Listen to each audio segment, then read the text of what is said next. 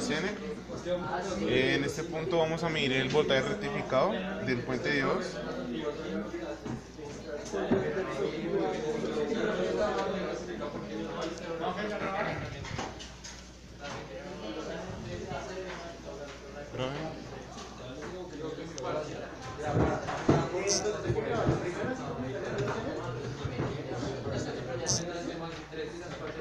Ahora vamos a voltaje en el condensador.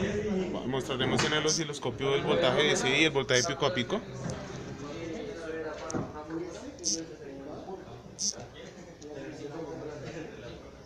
Acá está el voltaje pico, acá está el voltaje DC, donde el rizo se monta sobre este voltaje DC y para calcular el factor de rizado se utiliza la siguiente fórmula.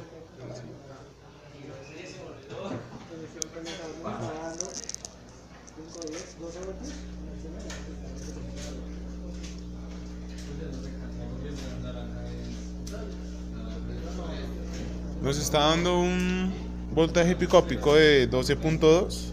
Entonces aquí reemplazamos. Entonces el voltaje máximo sería el voltaje DC más el voltaje pico. Y el voltaje mínimo sería el voltaje DC menos el voltaje mínimo. Y como es el valor promedio sería sobre 2. Este factor de rizo nos da de 0.28. Ahora mediremos el factor de rizado en el Zener, en la parte positiva del Zener.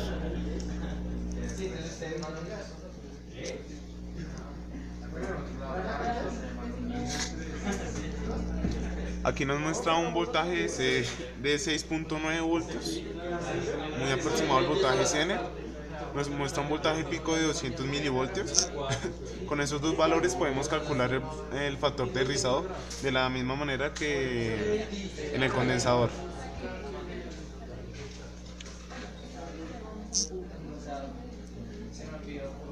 Este factor de rizado nos da de 0.28, igual que en el del condensador.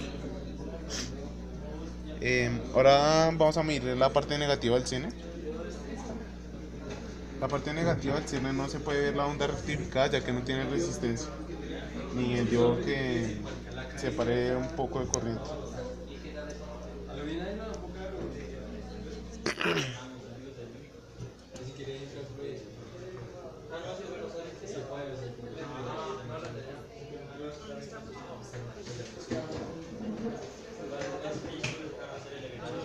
Esto nos muestra un voltaje DC de 12.6 y un voltaje pico a pico de 400 milivoltios. Procedemos a calcular el factor de rizado igual que las anteriores veces. El voltaje máximo va a ser otra vez el voltaje DC más el voltaje pico de la onda, que en este caso sería 200 milivoltios, y se reemplaza en la fórmula. Este factor de rizado es 0.28. Ahora procedemos en el factor de rizado en el Zener.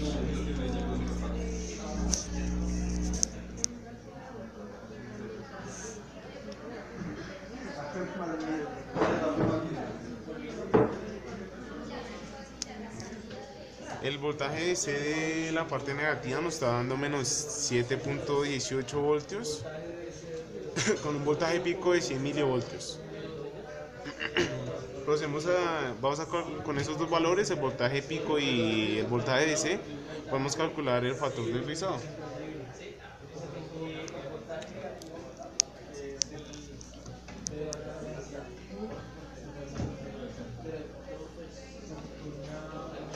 Que nos da aproximadamente 0.28.